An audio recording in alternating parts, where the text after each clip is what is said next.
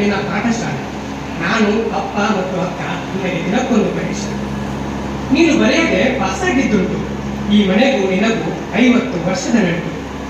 ನೀನು ಅರ್ಥವಾಗದ ಅರ್ಥಶಾಸ್ತ್ರ ನನಗೆ.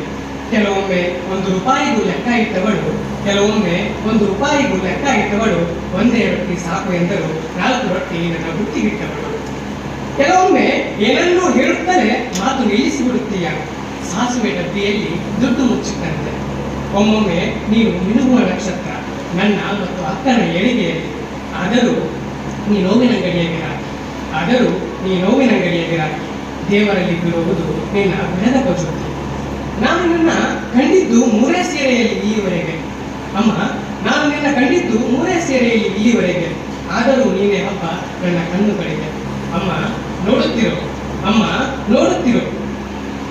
ಒಮ್ಮೆ ನಗುವಾಗುವೆ, ಇಲ್ಲವೇ